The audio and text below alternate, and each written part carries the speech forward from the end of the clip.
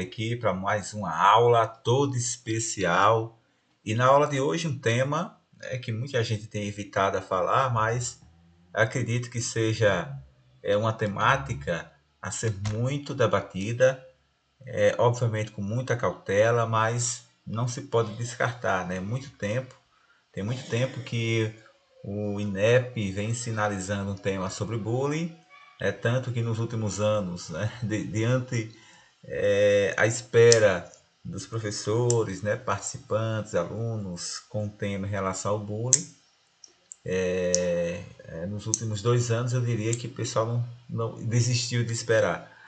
Mas, diante dos ataques que têm ocorrido aí no Brasil, eu acho imprescindível a gente debater, não só a título de Enem, de vestibular, mas também para a gente entender um pouquinho os contextos nos quais estão inseridos essa discussão, tá? Então, o tema de hoje vamos lá, o desafio de combater os ataques às escolas no Brasil. Né? Então, para debater sobre esse tema, selecionei aqui alguns repertórios ditos coringas, outros, né, que podem ser utilizados exclusivamente para esse tema, e aí a gente vai caminhando, vai andando e tudo vai dar certo. Vamos lá. Vou ser bem objetivo na aula de hoje, até para a gente ganhar um pouquinho de tempo também. Digamos que eu precise debater nesse tema, tá, a questão da omissão do Estado relacionada à segurança nas escolas. Obviamente, eu vou precisar, né, de um repertório teórico para contextualizar essa falta de segurança que deveria ser dada pelo Estado. E aí, a minha sugestão é que vocês trabalhem com John Locke, né, segundo o qual os cidadãos cedem a sua confiança ao Estado, que, por outro lado, deve garantir os direitos básicos a eles, afirmando um contrato social. Então, nós temos um contrato social. E que contrato é esse, professor? No Brasil, o contrato social é a nossa certidão de nascimento. Os nossos pais, né, após o nosso nascimento, alguns dias depois, vão ao cartório, que inclusive é gratuita, né, esse registro. Antigamente tinha que pagar, mas hoje é universal, independente da pessoa ter condições ou não, tá? O registro é gratuito. E ao assinar aquele contrato, ao assinar, aí sim, nós estamos firmando a nossa confiança, a nossa segurança ao Estado, e em troca disso o Estado nos proverá com alguns sistemas básicos, tais como saúde, educação, lazer e segurança, no nosso caso aqui principalmente. Perfeito? E aí, o que acontece? O Estado nos promete a segurança, seja em casa, na rua, na escola ou em qualquer ambiente. Só que, veja, uma prova prática de que esse contrato social está sendo quebrado pelo Estado e também por parte da sociedade é que o Brasil teve 5 ataques com mortes em escolas em 2022 e em 2023, segundo o site Data por D360. Isso é grave. Nós temos aqui duas quebras contratuais. Primeiro, os cidadãos que invadem a escola estão quebrando esse contrato social, porque prometeram, né, que ia cumprir as normas do Estado, e cometer crime vai de encontro a essas normas, e ao mesmo tempo o Estado por não prover de segurança à população como um todo. Tá? Então daria para trabalhar, veja, aqui já tenho organizado o meu tópico frasal, que é a minha tese, a minha argumentação. Já tenho para o meu D1, digamos assim, já tenho o meu repertório sociocultural, teórico, e tem uma prova prática para isso. Então fica bacana quando se trabalha, né, no mesmo parágrafo, uma prova teórica e algo mais prático para provar que de fato essa teoria de John Locke tem referência no Brasil. Eu indico então um acontecimento, um fato concreto. Vamos lá. E aí, sobre isso, né, esse dado que eu mostrei agora há pouco, se a gente pegar o dado lá de 2011 até hoje, a gente vai ver que foram 52 mortes, né, em 12 ataques. Né? Tendo em vista aí que 2023 está chegando na metade, nós teremos aí uma média uma média muito grande, né, gente? Seria um ataque por ano, digamos assim, né, dentro dessa perspectiva. Né? E se a gente pegar as mortes, por exemplo, a maioria ocorrendo ali no eixo pelo mapa, tá? Então, assim, é um problema regional, inclusive. É um problema que atinge as principais regiões ali do Sudeste, né? Chega um pouquinho na Bahia, mas não com tanta eficiência, né? E assim, são os que tomaram maiores proporções. Tem aqueles pequenos ataques que são ignorados, por exemplo, até tentativas de ataque, né? Enfim, dando prosseguimento aqui, se eu quero trabalhar, gente, a negligência familiar em relação ao comportamento com os filhos, que é um recorte muito bom também, né? Eu posso aí ir para o tal que Pearson, né? Ou Passon, como alguns chamam, que é um sociólogo americano que traz a ideia, eu acho fantástico quando ele diz que a família tem um papel importante na socialização dos indivíduos, especialmente no que se refere à transmissão de valores e à sua formação. E aí, para contraditar essa ideia de tal, dentro da perspectiva do Brasil, a gente percebe que isso não ocorre. E há alguns indícios para que isso não ocorra, como, por exemplo, falta de diálogo. A tecnologia causa essa falta de diálogo.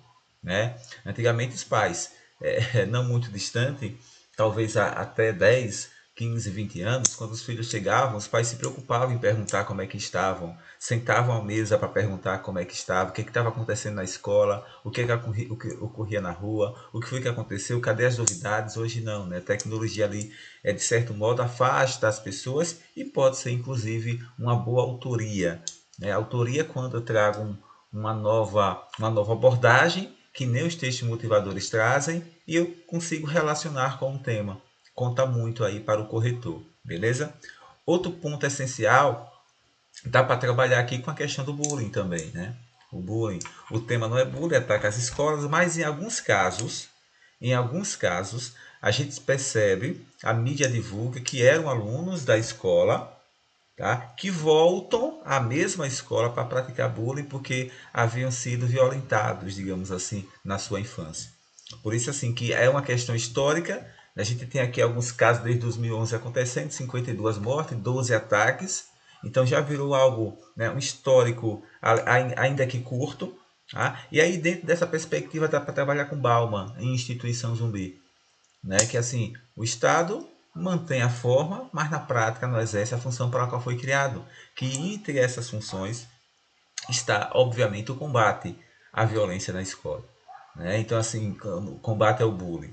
Tá? E aí, a prova de que isso não é efetivo é que mesmo desde 2016, a lei em vigor, a lei, né, 13.185/2015, que institui, que inaugura o programa de combate à intimidação sistêmica, ela não é efetiva. Veja, se fosse efetiva, muitos alunos após disso, ou ex-alunos da escola, não voltariam a praticar esses crimes. Né? Não voltariam a praticar crimes porque foram vítimas de bullying, inclusive querem, de certo modo, se sobrepor àquele passado que fica na mente. Outra boa abordagem também, galera, seria trabalhar a questão da displicência no combate ao bullying. É um bom tema a ser focado. Citar Freud, quando ele diz que as experiências vividas até os 7 anos de idade geram traumas, principalmente se essa violência for negativa. Né? Então, assim, vejam, quem é que traz displicência quer dizer negligência. Né? As escolas têm negligenciado o bullying. Porque acho que é assim, beleza, a gente sofreu bullying, resolveu, o praticante foi punido, dentro daquela que a lei permite, que é de certo modo chamar a atenção, chamar os pais para. E acho que aquilo foi resolvido. Não, não se resolve assim. Há casos em que o aluno leva para sempre. Né? E aí a comprovação disso, né, é o episódio ocorrido na escola estadual Tomazia Montoro, em São Paulo, no qual um estudante de 13 anos matou a professora Elizabeth Tenreiro, além de ferir 2 alunos e 3 docentes. O que disseram as testemunhas que ele havia sofrido bullying, né, dentro da escola. E a escola, de certo modo, negligenciou, foi displicente em relação a esse recorte. Tá? E aí, outro ponto também, gente, que dá para debater, a falta de empatia social, é outra essência dentro dessa perspectiva. E eu faço menção aqui ao imperativo categórico do Immanuel Kant, né, um filósofo prussiano, o qual afirma que o indivíduo deve agir com base em ações as quais gosta de ver aplicadas como uma lei universal, ou seja, agir conforme eu gostaria de agir, que agissem comigo.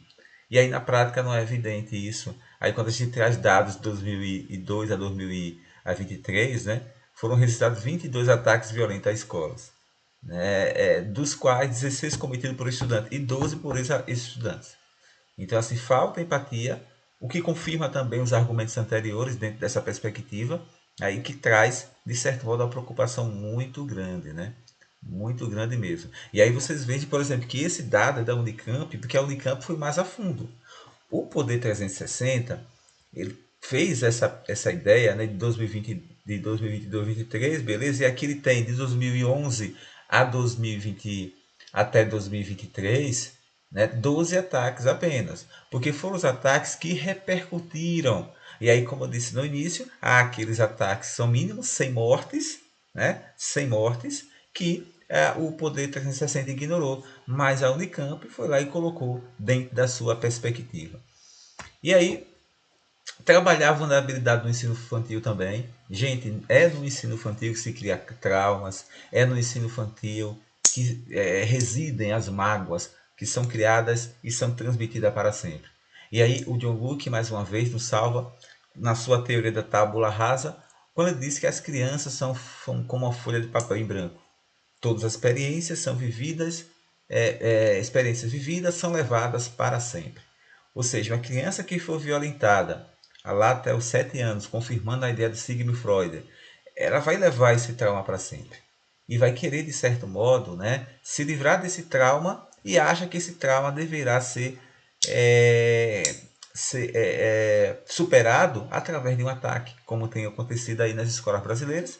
E o documentário Nunca Me Sonharam traz um pouquinho nessa perspectiva, o abandono da escola pública, o abandono em torno da segurança, do bem-estar, da aprendizagem, principalmente das escolas mais pobres e carentes. Tá? Tanto se a gente pensar, por exemplo, as escolas que mais são vítimas de ataques são aquelas que são mais vulneráveis. A maioria de escola pública. Né? E quando há escola particular, são escolas de bairros que não tem tanta segurança assim. Né? E aí, dando procedimento, para a gente excluir aqui, passei um pouquinho dos 10 minutos que eu gosto, mas proposta de intervenção, ofertar, faltou um Rzinho ali, gente. Ó, ofertar apoio psicológico gratuito para atender a comunidade escolar, seria uma boa também a ser colocado nessa perspectiva. O Ministério da Educação deve desenvolver campanhas e palestras, policiamento nos arredores das escolas, detector de metal e punição efetiva aos infratores. São algumas propostas que, obviamente, vai depender muito da argumentação e da tese que vocês escolherem, tá? Mas em relação aqui ao policiamento, né, nos arredores das escolas, eu acho que seria não dentro da escola. Alguns defendem que seja dentro da escola, outros defendem que seja um policiamento, uma ronda diária. Tá? Mas eu acredito que, por exemplo, né, a princípio combateria, mas ao mesmo tempo passaria aquela visão de que a escola não é mais um ambiente seguro, e não é. Então, ao mesmo tempo, na questão do detector de metal, nem toda escola teria condições de colocar, né, infelizmente. Enfim, e aí punir, sim, os pequenos casos de bullying, por menor que seja a punição, com advertência, chamar os pais, né? É preciso punir, tá? Enfim, um abraço para vocês, curte aí essa postagem, deixa um comentário, tá, galera, para nos ajudar aí no canal e até uma próxima.